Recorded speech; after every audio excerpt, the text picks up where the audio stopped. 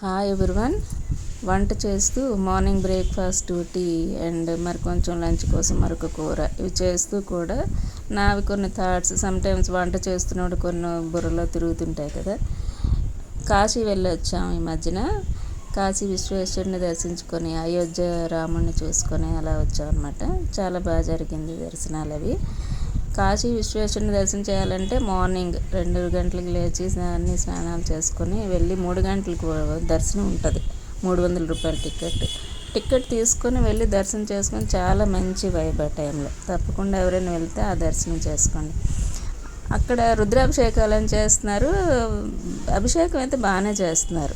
చిన్న చిన్న పిల్లలు కూడా వేదం చదివిన వాళ్ళని బాగా చేస్తున్నారు. కానీ డబ్బులు తీసుకుంటున్నారు. అదే టికెట్ కానీ పెట్టేసి ఉంటే బాగున్నాయేమో అని అనిపించింది. అది దేవాలయానికి వెళ్తారు కదా, దాని అభివృద్ధి కోసం ఆ డబ్బులు ఇదవుతాయి, మనం ఎవరో పర్సనల్గా ఇచ్చేకంటే. అది కాకుండా అయోధ్య కూడా వెళ్ళాము. అంత బాగుంది. రాముడిని దర్శించుకున్నాం, వచ్చాం. కొంచెం ఎక్కువ దూరం నడవాలి దీని నుంచి. అక్కడ వీల్ చైర్స్ కూడా పెట్టారు. పెద్దవాళ్ళు ఎవరైనా నడవలేకపోతే పెట్టి వాళ్ళు బాగా సర్వీస్ చేస్తున్నారు, వీల్ చైర్ చేసిన వాళ్ళు. లోపల అది ఓన్లీ దర్శనం. మన సౌత్ ఇండియన్స్కి ఏంటంటే ఒక అభిషేకం అనో లేకపోతే హారతనో తీర్థమనో అలా ఇస్తే బాగుంటుంది అనిపిస్తుంది. అలా ఏమి అక్కడ ఉండదు. మన వల్ల రాముల వారిని చూసుకొని బయటకు. కానీ గర్భగుడి మాత్రం చాలా బాగుంది. చాలా బాగా స్ట్రక్చరల్గా చాలా బాగుంది. అది కాకుండా అది చూసిన తర్వాత మేము ఇంటికి వచ్చిన తర్వాత అక్కడ ఒక 15 days తర్వాత రామనారాయణ వెళ్ళాం. మన విజయనగరం డిస్ట్రిక్ట్లో ఉన్న రామనారాయణ. అది రాముల వారి గుడి. ఎంత అందంగా ఉందో, ఎంత మంచి ల్యాండ్స్కేప్లో ఉంది. చాలా అందంగా ఉంది. ఒక బాణం షేప్లో ఆ గుడి ఉంది.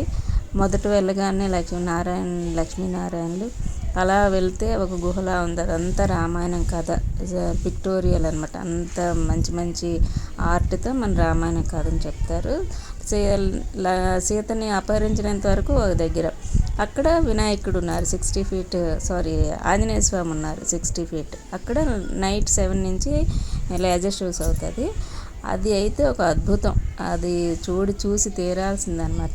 దాని తర్వాత లేజర్ షో అయ్యాక నెక్స్ట్ గుహలోకి వెళ్ళినప్పుడు మనకు ఫుల్గా యుద్ధం, దానికి సంబంధించిన కథ. సింపుల్గా మనం చిన్నప్పుడు బుక్కుల్లో చదువుకున్న రామాయణాన్ని అంత బాగా అక్కడ చూపించారు. ఆ తర్వాత రాముల వారి గుడి అంతా ఎంతో అందంగా ఉంది. తప్పకుండా అందరూ చూడాల్సిన గుడి రామనారాయణం.